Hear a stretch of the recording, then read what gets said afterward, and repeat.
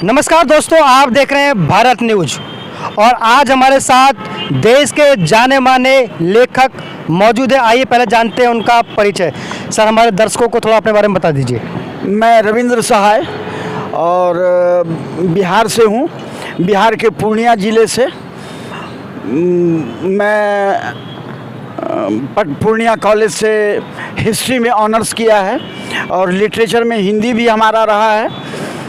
और मैंने कभी अपने जीवन में सेकंड नहीं किया। तो अब आप और हमसे जानना चाहते हैं, मेरा गांव जो है वो पूर्णिया ज़िले का महाबला गांव है और वहाँ पर मेरा पुश्तैनी मकान है। यूँ हम रहते हैं पूर्णिया शहर में और उसके बाद पटने में भी मेरा मकान है, वहाँ भी हम रहते हैं। यह मेरा परिचय है। तो भारत न्यूज पे आपका हार्दिक स्वागत है। पहले तो आपको धन्यवाद। सर। रविंद्र जी, जिस तरीके से अभी जेएनयू के अंदर पिछले कुछ दिन पहले घटना घटी है जहाँ पर रामनवमी का त्यौहार मनाया जा रहा था और वहाँ पे छात्रों के दो गुट आपस में भिड़ गए जेएनयू के अंदर, और आप जैसा कि जेएनयू को बहुत अच्छी तरीके से जानते हैं, हमने सुना है कि आपके बारे में कि आपने नक्सल प्रभावित क्षेत्रों में जाकर के काफ़ी लंबा समय वहाँ बिताया है, उनके बीच में आप रहे हैं, लोगों को जाना है, समझा है और घटनाओं को भी जाना है। उन पे आपने कई सारी किताबें भी लिखी हैं। तो ये आज जो नक्सल जो मूवमेंट है जो अब जेएनयू के अंदर और भी शहरों में, गाँवों से अब शहरों के बीच में आ गया है, इस पर क्या कहेंगे आप? हम ये आपसे कहना चाहते हैं कि सबसे बड़ी बात है कि मैंने 4 साल से ज़्यादा, लगभग 4.5 साल तक हमने नक्सल पर रिसर्च किया है। और नक्सल प्रभावित क्षेत्रों का जब हम दौरा करते थे और जब उन गांव में जाते थे तो उस स्थिति को देखकर हृदय कांप जाता था, दिल दहल उठता था। और कितने तो ऐसे गांव थे जिसको नक्सलाइट ने रौंद डाला है। जिस गांव की आबादी 15,000 थी, आज उस गांव में आपको जान करके तज्जुब होगा कि 15,000 की आबादी में सिर्फ 3 लोग बचे हैं। अब इससे ज़्यादा हृदय बेदारक क्या हो सकता है। कत्लेआम इस तरह से हुआ है कि नरमुंडों का पहाड़ लगा करके, और ये नक्सलाइट लोग जो हैं वो उसको देखकर द्रवित नहीं होते हैं, उनको दया नहीं आती है। उन नरमुंडों को देखकर, कत्लेआम को देखकर वो ठहाका लगाते हैं, हंसते हैं। इस तरह का दृश्य मैंने देखा है।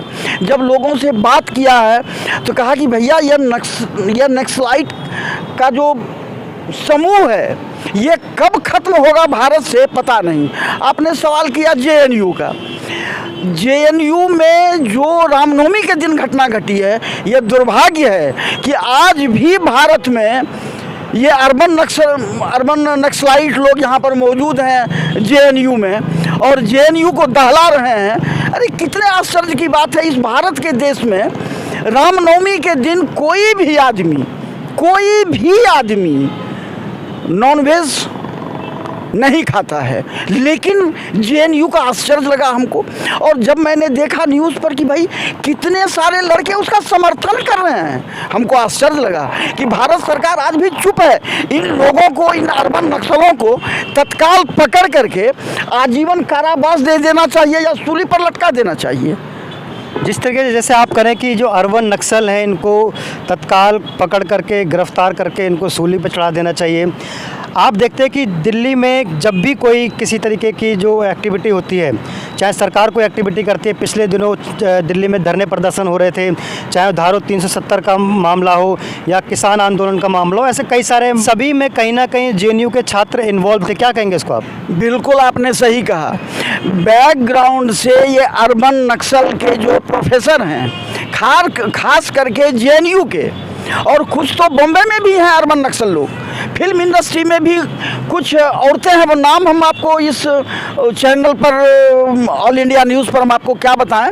लेकिन कुछ लोग बॉलीवुड में भी मतलब अर्बन नक्सल के रूप में हैं और वो लोग वहाँ संगठित होकर नक्सलियों के लिए पैसा इकट्ठा करते हैं और इन उग्रवादियों को पैसा भी देते हैं और इन जिहादियों को उकसाने के लिए, कत्लेआम करने के लिए, बल्कि आप यूं कह सकते हैं कि नक्सलाइट को रक्त स्नान के लिए ये सारे लोग देश के विभिन्न भागों से पैसा इकट्ठा करते हैं। इसमें बॉलीवुड का बहुत बड़ा हाथ है, और ख़ास करके जेएनयू में जो पढ़े लिखे प्रोफेसर हैं, आपको हम मतलब गारंटी के साथ कहते हैं कि वह लोग चंदा इकट्ठा करते हैं, दिल्ली में धमकाते हैं, और जो पैसा मिलता है ये नक्सलियों को यह लोग भेजते हैं। यह लोग अपनी विचारधारा से प्रभावित करते हैं। अच्छा, एक बात बताइए कि पुलिस के वाहन को डायनामाइट लगा के, लैंड माइन्स बिछा के उड़ा देना,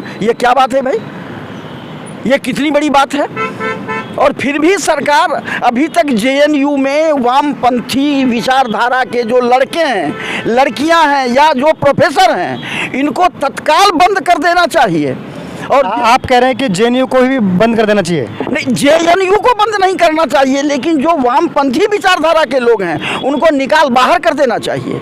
उनको कोई हक नहीं है कि भारत में वो अशांति फैलाएं। तो रविंद्र जी, जैसे कि आपने लंबा समय दिया है, रिसर्च भी की है, बिल्कुल। इसका क्या समाधान देखते हैं आप? समाधान यही है कि इन तमाम नक्सलियों के खात्मे के लिए सरकार कोई ठोस कदम उठाए और इन तमाम नक्सलियों को सदा के लिए जेल में बंद कर दे, चाहे वो बिहार के जहानाबाद गया में हो या दिल्ली के जेएनयू में हो। ये सारे लोग दंगा फसाद करवाने के लिए और सरकार को टारगेट पर लेने के लिए, सरकार को निशाने पर लेने के लिए कि ये सरकार नहीं रहे, इसके लिए यह लोग षड्यंत्र करते हैं। कभी जेएनयू में करेंगे, कभी शाहीन बाग में इकट्ठा होकर के हत्या की साजिश करते हैं, कभी किसान आंदोलन के नाम पर करते हैं। इसके सबके पीछे इन नक्सलियों का हाथ है, और यह लोग संगठित रूप से जेएनयू के छात्रों को, छात्राओं को, चाहे वो गर्ल्स हो, बॉयज़ हो, जो भी हो, इनको दूसरे रूप में सजा करके भेजते हैं ये लोग, और मारकाट करवाते हैं, दंगा करवाते हैं। रामनवमी के दिन क्या ज़रूरत था नॉनवेज का?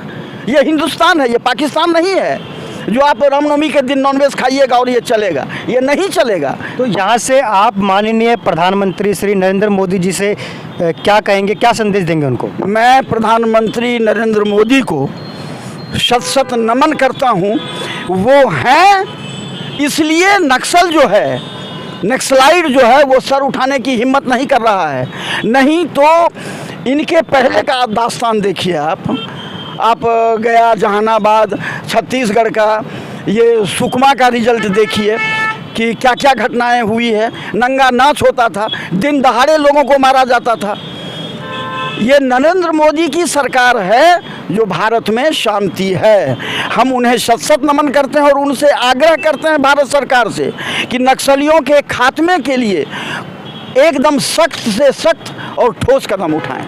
बहुत बहुत धन्यवाद दोस्तों, आप देख रहे थे भारत न्यूज़। देखते रहिए, जुड़े रहिए। देखना यह है कि क्या अब जो नक्सलवाद एक नए रूप में, एक नए पैकेजिंग के साथ देश में पनप रहा है और लोगों को दिख रहा है, भारत सरकार इस पर क्या ठोस कदम उठाएगी।